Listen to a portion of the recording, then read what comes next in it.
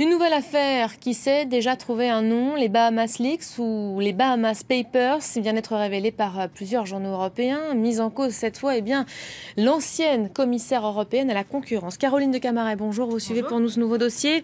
Nelly Cruz, c'est son nom, elle aurait été en même temps que ses fonctions à la commission directrice d'une société offshore non déclarée. La Mint Holding Limited, pendant 9 ans, où cette néerlandaise était commissaire, puisqu'elle a été très longuement commissaire, de 2004 à 2014, et elle ne l'aurait pas déclaré, surtout dans ses déclarations d'intérêt auprès de Bruxelles. Alors, elle dit avoir été nommée pour sa défense en 2000 directrice non exécutive, c'est-à-dire ne prenant pas de décision opérationnelle.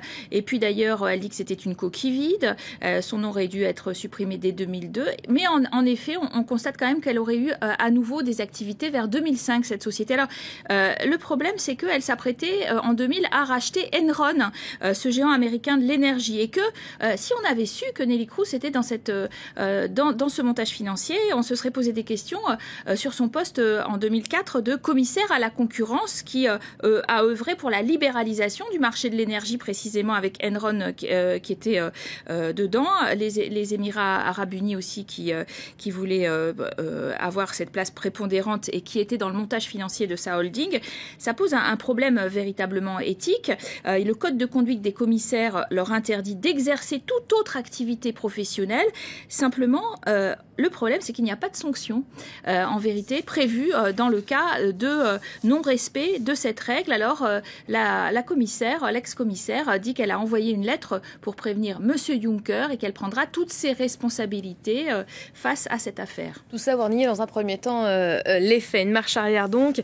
Cette affaire, elle tombe clairement au plus mal, Caroline. Elle vient entacher une fois de plus l'image de la commission, car un ancien responsable, pour ne pas dire l'ancien patron, est lui aussi mis en cause en ce moment. Oui, alors du coup, la commission Juncker s'est empressée de dire qu'elle allait examiner le cas Creus très très vite, parce que en effet, elle est déjà en train d'ouvrir une enquête contre José Manuel Barroso, qui lui fait l'objet de critiques pour avoir rejoint la fameuse banque d'affaires américaine, donc Goldman Sachs, qui est à l'origine de la crise de la zone euro, considère beaucoup.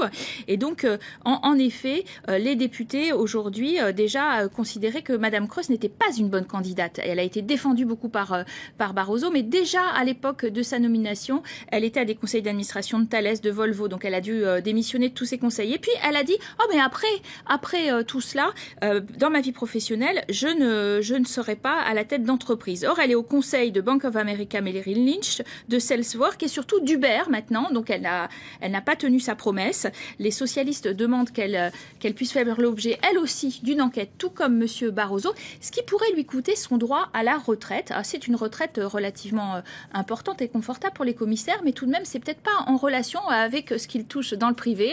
Et donc, ce serait véritablement symboliquement dire que l'Europe essaye en tout cas de fixer des règles, de fixer des caps et qu'il n'y a pas de pantouflage doré possible, ou en tout cas trop possible sans sanction. Merci beaucoup Caroline pour l'éclairage sur ce nouveau dossier.